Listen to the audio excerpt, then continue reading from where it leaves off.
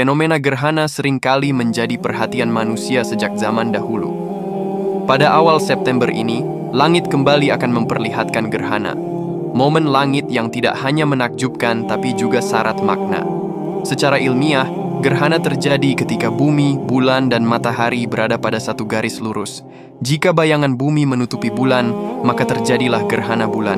Pada tanggal 7 September 2025, Indonesia akan menyaksikan gerhana bulan total yang bisa dilihat hampir di seluruh wilayah.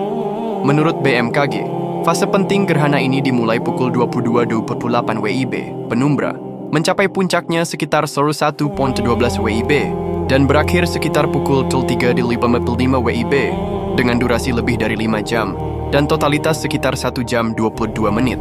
Namun dalam pandangan Islam, gerhana bukan sekadar fenomena alam biasa. Nabi Muhammad SAW bersabda bahwa matahari dan bulan adalah tanda-tanda kebesaran Allah. Gerhana tidak terjadi karena kematian atau kelahiran seseorang, melainkan untuk mengingatkan manusia agar lebih dekat kepada Tuhannya.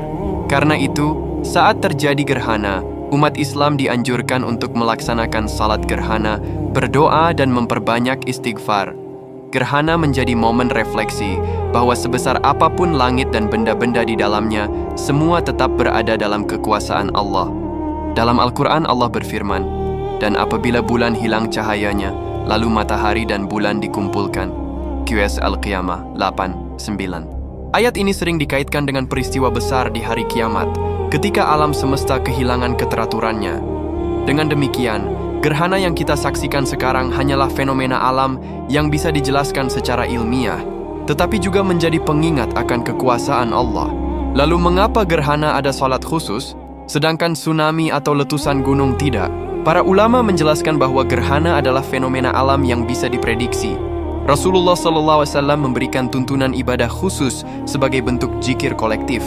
Sedangkan bencana alam yang tak bisa diprediksi seperti tsunami lebih tepat direspon dengan doa, istighfar, dan tolong-menolong. Lebih dari itu, Islam mengajarkan bahwa bukan hanya manusia, tetapi seluruh makhluk di langit dan bumi bertasbih dan tunduk pada aturannya. Gerhana, gemintang, peredaran matahari, hingga bumi yang kita pijak, semuanya patuh pada Sang Pencipta. Disinilah letak pengingatnya.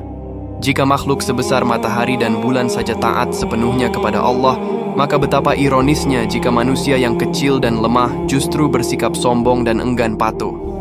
Maka dengan adanya fenomena gerhana ini, hendaknya kita tidak melihatnya sekadar tontonan langit yang indah, tapi juga panggilan untuk memperbaiki diri.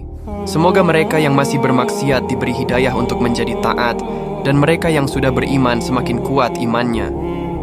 Gerhana hanyalah sesaat, tapi pesan yang dibawanya abadi, bahwa segala sesuatu di langit dan di bumi tunduk pada Allah, maka sudah semestinya kita pun demikian.